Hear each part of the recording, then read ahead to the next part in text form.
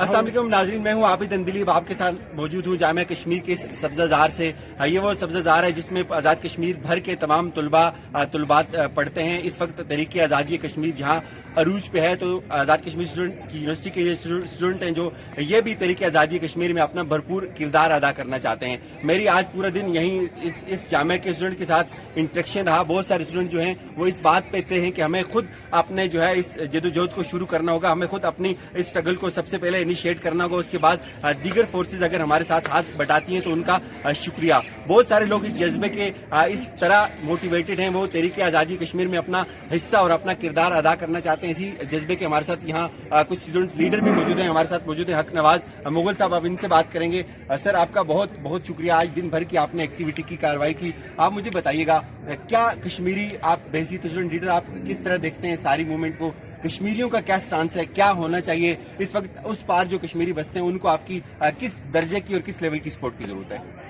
देखिए, बड़ी क्लियर सूरत हाल है इस वक्त आज़ाद कश्मीर की यूनिवर्सिटी के अंदर। तलबा तंजीमें और आम तालिब इल्म भी गुज़श्ता जब से यूनिवर्सिटी बनी है तब से आज तक कश्मीरी इशू पे और कश्मीर की तहरीक के हवाले से जितनी भी ज़्यादा यहाँ पे काम हो रहा है इससे पहले कभी नहीं हुआ। तो ये बहुत पॉजिटिव साइन है हमारे लिए कि हम कश्मीर के लिए काम कर रहे हैं और कश्मीर इशू पे काम कर रहे हैं। एज पर एज पार की ताल्लुक है तो पार देखें ना, पार तो कर्फ्यू है, पिछले 16-17 दिन से कर्फ्यू है। पार वाले तो बिल्कुल हमारी तरफ देख रहे हैं और बहसीत है कश्मीरी हमें ही, जहाँ कहीं भी हम पूरी दुनिया में, हम 2 मिलियन लोग पूरी दुनिया में हैं, और हम ये मैसेज देना चाहते हैं पूरे अक़वाम आलम को कि अगर आप लोगों ने इसको संजीदगी से ना लिया और आप लोगों ने इसको ठीक तरीके से ना देखा तो पूरी दुनिया में जहाँ कहीं भी कश्मीरी वो आपके लिए कल मुसीबत बन जाएंगे। आपके लिए हम मजबूर हो जाएंगे हथियार उठाने पर, हम मजबूर हो जाएंगे उस पार जाने के लिए, LOC तोड़ने के लिए। हम आपकी तरफ देख रहे हैं, अगर आप इसका कोई, और ख़ास तौर पर मैं अपने हुक्मरान जितने भी उनसे कहना चाहता हूँ कि आप LOC तोड़ने की इज्तिमाई कॉल दें। आप ज़बानी दावे मत करें, आप इज्तिमाई कॉल दें और आप प्रैक्टिकली उसके साथ हम LOC तोड़ने को तैयार है और हम पार जाने को हम मजबूर हैं हथियार उठाने पर। यहाँ के स्टूडेंट्स मजबूर हैं हथियार उठाने पर। हम अपना दफा करेंगे, अपने भाइयों का दफा करेंगे। हम पाक फौज से पहले हम जाएंगे पार, हमें जाना चाहिए और हमें वहाँ पे जाके लड़ना चाहिए। ये सारा इस जज्बे के तहत आप समझते हैं कि इस वक्त एक ऑप्शन ये भी है कि हमें मुसल्लह जदोजहद करनी चाहिए, जो कि पूरी दुनिया में होता है, पूरी दुनिया की तहरीकों में ऐसे होता है, जब तक एक लेवल नहीं आता तो आप समझते हैं कि उस लैंग्वेज में बात की जानी चाहिए और उसका वक्त है इस जो यूथ इस तरफ है इसको भी उस तरफ जाना चाहिए और इस माइंड सेट के साथ जाना चाहिए?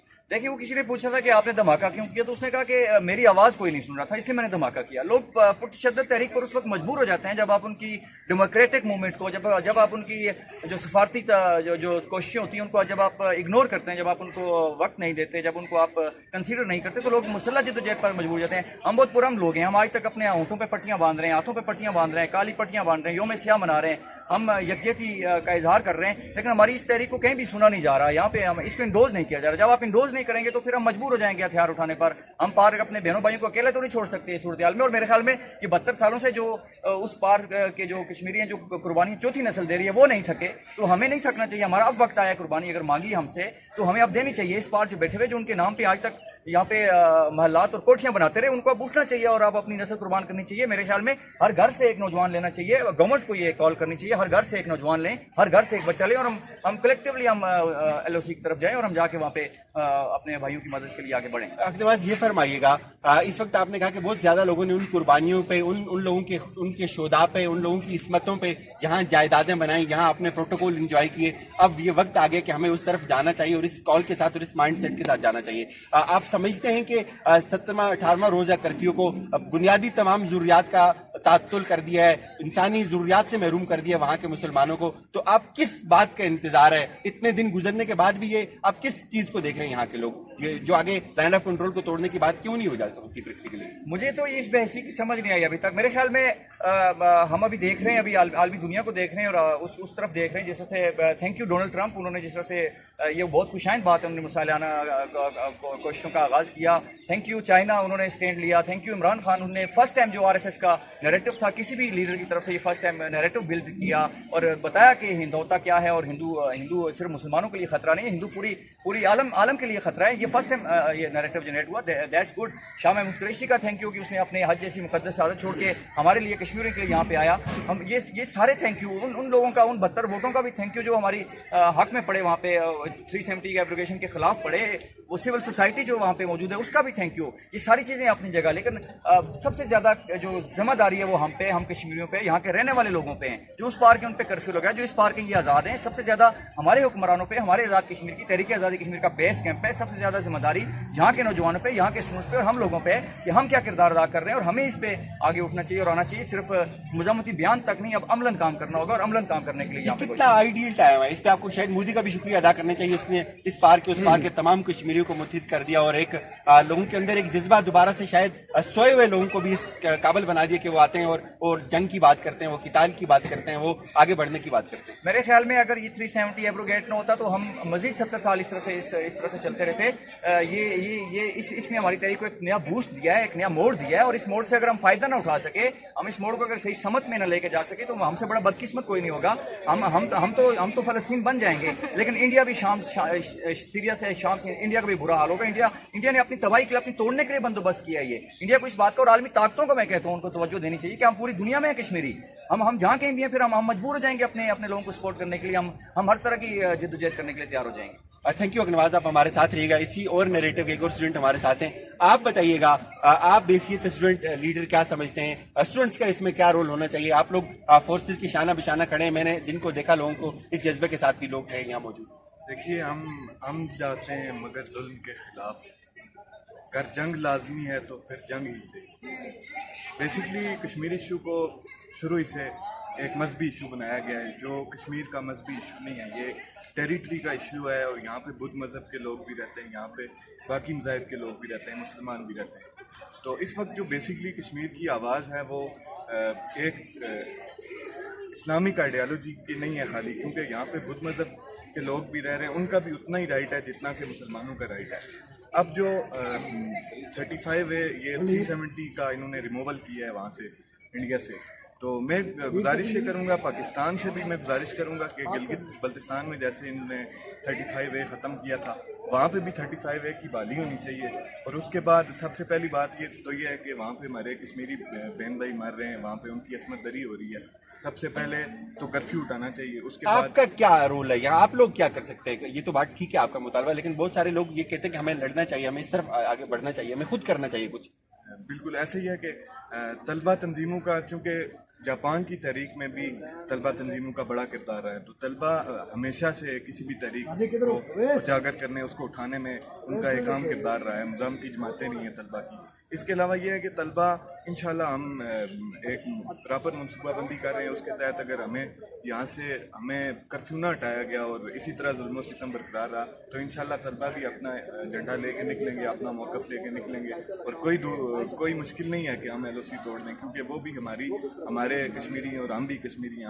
हमारा ये राइट बनता है, हमें कोई दुनिया का कानून नहीं रोकता कि हम LOC। बहुत शुक्रिया। खलीक गुजर साहब हमारे साथ हैं। खलीक गुजर साहब इस हवाले से बड़े एक्टिव हैं। सर, आप फरमाइएगा, बेसिक स्टूडेंट जामिया कश्मीर के तलबा को आप कहाँ रेट कर रहे हैं और आपका क्या मौक़िफ़ है इस बारे में? बिस्मिल्लाहिर्रहमानिर्रहीम। मैं सबसे पहले ये कहूँगा कि हिस्ट्री में पहली दफ़ा vice chancellor university Jamia Kashmir में पहली दफ़ा, आप यकीन माने, UN ऑफिस में जाके उन्होंने करारदाद मंजूर की।